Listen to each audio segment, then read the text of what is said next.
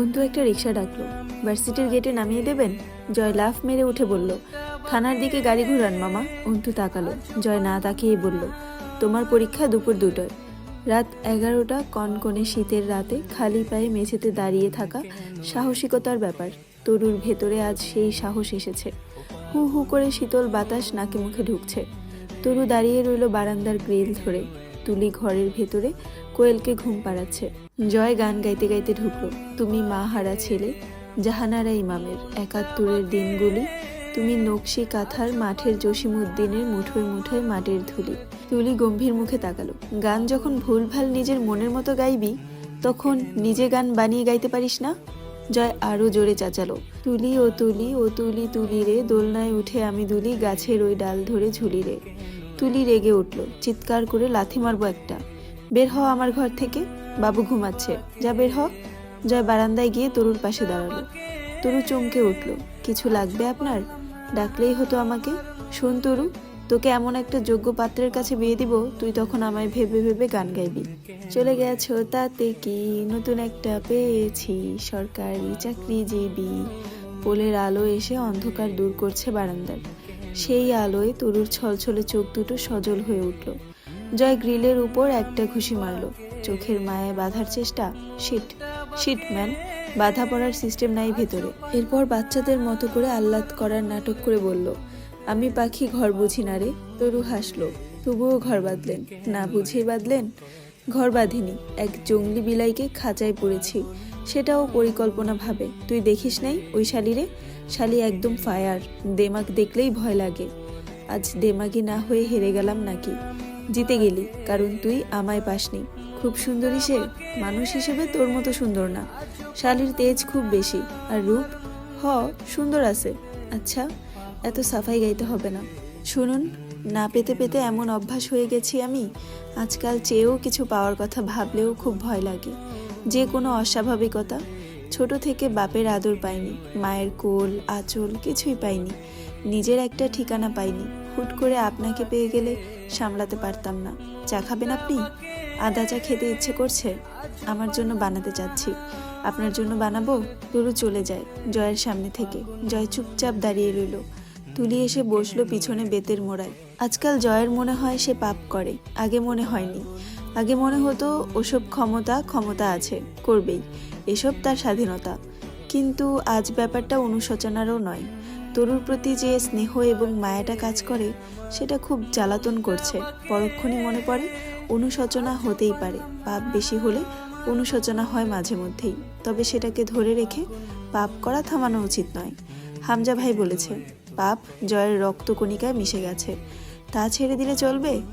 চলবে, যতদিন না নিঃশ্বাস থামে। জয় চলে এলো। তুলি অন্ধকারচ্ছন্ন বারান্দায় কোনায় বসে থাকে। আজ কতগুলো মাস বাপের বাড়ি এসে পড়ে থাকা মেয়েটার চোখ দুটো উদাস। জয়ের সাথে কথা বললে ভালো লাগে, জয় ছাড়া আর কারো সাথে সংলাপ বাড়ে না তার, চাপা স্বভাব। কিন্তু জয়ের ঠেসমারা কপট কটূক্তিতে তুলির ভেতরে শান্তি কাজ করে। পাগল জয় ঠেস মারতে মারতে সমস্যাটাও শুনে নেয়, এরপর ধমকে উঠে আরেকটা গালি দিয়ে কান্না থামায়। কিন্তু আজ জয় নিজেই অশান্ত, ওকে থামিয়ে নিজের বিষাদ চাপাতে ইচ্ছে করলো না তুলির। রাত 1:30টায় দাবার বোর্ড নিয়ে বসলো জয়। অনেকক্ষণ দেখলো বোর্ডটাকে, এলোমেলোভাবে ইচ্ছে মতো এক একটা গুটিকে আরেকটা দিয়ে ধাক্কা মেরে সরিয়ে দিল। হামজা এসে বসে পাশে। জয় না তাকিয়ে হেসে উঠল, বউ রেখে আমার কাছে আসছো রাত দুপুরে, মতলব তো ভালো ঠেকে না। হামজা কষে একটা ঘুষি মারল বাহুতে। বোর্ডটা ঘুরিয়ে নিল নিজের দিকে। গুটি সাজাতে সাজাতে হঠাৎই স্বর বদলে বলল, সব সয়, বদনামি ছাড়া। সেটাই কানে আসছে তোর বদৌলতে। তোকে কি করা যায় তুই বল, কোথায় শুনলে বদনামি? আর্মিন আলোচনার বিষয়বস্তু হয়ে উঠছে 10 গ্রামে। জয় ভ্রু কুচকায়। আজ সে তা নিজেই প্রত্যক্ষ করেছে। সেটা চেপে গিয়ে বলে, কোন খানকির চ্যাংরা কি বলে বেড়াচ্ছে? ওই বাড়িতে আছে, লোকে কথা শোনাচ্ছে। এই বাড়ি আসলে তো আর কোনো শুয়োরের বাচ্চার সাহস হবে না কথা শোনানোর। সামনের শুক্রবার তুলে আনতেছি, এরপর দেখব কোন সম্বন্ধীর পোলার পিছন চুলকায়। শিওর? আমি দেখবার চাই কোন মাদার বোর্ডের জয়ামিরের ঘরের বউকে কথা শোনানোর হিম্মত হয়। আমি জাস্ট এটা দেখার জন্য হলেও তুলে আনবো। ওই বাড়ি চেংড়িশালি পড়ে আছে, কথা তো শুনবেই, এইটা তো আমার দোষ না। কিন্তু সমস্যা হলো লোকজন খুব উড়াউড়ি করতেছে। আচ্ছা, আমি কি মরে গেছি? এরা আমার আজকাল পাত্তা দিচ্ছে না, যা তা করে বেড়াচ্ছে, আর আমিও সহ্য করে যাচ্ছি। ঠিক করতেছি। শ্যাহ, লোক দামই দিচ্ছে না আজকাল। হামজা ঘরে ঢুকলো। রিমি হামজার পাঞ্জাবি ইস্ত্রি করছিল। অলস ভঙ্গিতে বিছানায় শুয়ে বলল, তোমার ভাই চাচারা হাত পা ধুয়ে আমার পিছনে লেগেছে। শ্বশুরবাড়ির লোকের সাথে দ্বন্দ্ব করতেই যদি দিন যায়, আর সব পার্টি সামলাবো কখন? রিমি হাত থামিয়ে কিছুক্ষণ চেয়ে রইল হামজার দিকে। তখনই তড়াক করে উঠে বসে হামজা, রিমির হাত থেকে ইস্ত্রি কেড়ে নিয়ে কপাল টান করে। পাঞ্জাবি পরাবে? এত বেখেয়ালি হয়েছে কবে? মার্জিয়ার শরীর দিন দিন গর্ভাবস্থান লক্ষণ প্রকাশ পাচ্ছে। শরীরটা অসুস্থ হচ্ছে ঘন ঘন। ডাক্তার দেখিয়ে ফিরতে ফিরতে সন্ধ্যা হয়ে গেল। রাস্তার মোড়ে রিক্সা নামিয়ে দেবার পর হাঁটতে হাঁটতে মার্জিয়া আনমনি বলল, বোরকা ছাড়া তোমাকে দেখতে একটুও ভাল লাগে না অন্তু। জয়ামির কি বলে জানেন? আমার খুব ভালো লাগে যখন কারো আমাকে ভালো লাগে না। কথাটার মর্ম আছে, তাই না? তোমারও কি তাই? মানে আমার এখন তোমাকে দেখতে ভাল লাগতেছে না, এটা তোমার ভাল লাগতেছে? অন্তু অল্প হাসলো। চরিত্রহীনদের বোরকা পড়তে নেই ভাবি। মার্জিয়া গম্ভীর হয়ে বলল, তাহলে ওই জানোয়ারের কথা বলবা না আমার সামনে। হইতে পারে তোমার স্বামী, কিন্তু আমার শ্বশুর একটা কথা বলতো, গুয়ের এপিট ওপিট সমান। তা খোঁচাতে গেলে তুমি নিজেই নাপাক হবা। ছিটে তোমার গায়ে লাগবে, তাতে তোর শরীর নোংরা হবে। এতে গুয়ের কি কোনো ক্ষতি আছে? তুমি কি করতে চাও বলো তো?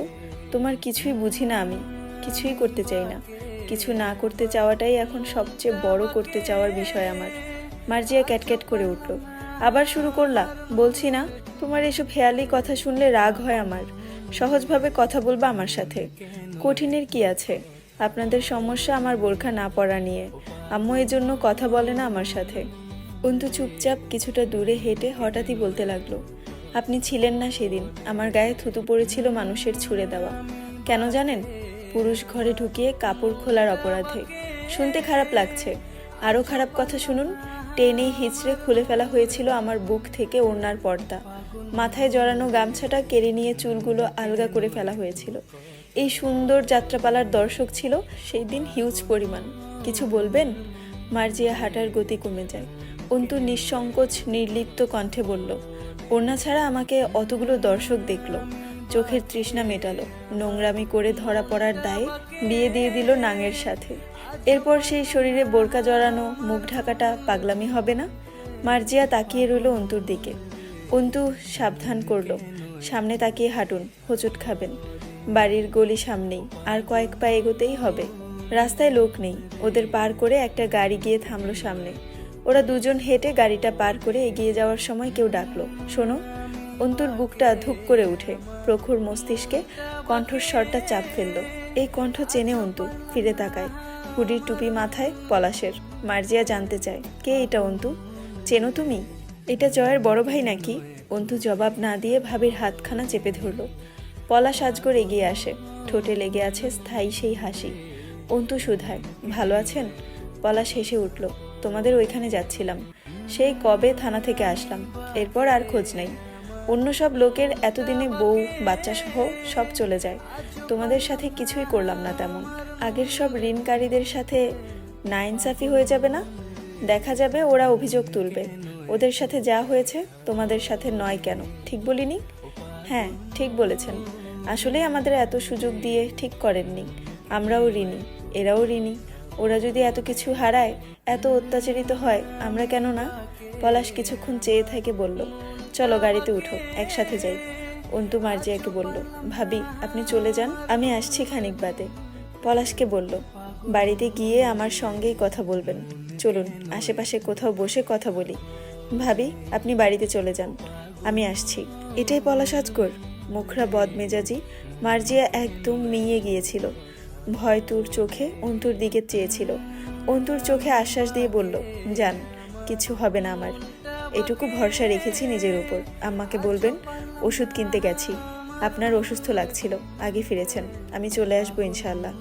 হ্যালো, আসসালামু আলাইকুম এভরিওয়ান। আমি জান্নাত রহমান আপনাদেরকে অবরুদ্ধ নিষিদ্ধ গল্পের 65তম পর্ব করে শোনাচ্ছি, যেটা লেখিকা হচ্ছে তেজস্মিতা মর্তুজা। আমার কণ্ঠে গল্পটি ভালো লাগলে অবশ্যই শেয়ার করে দিবেন এবং ফলো দিয়ে পাশে থাকবেন। ধন্যবাদ।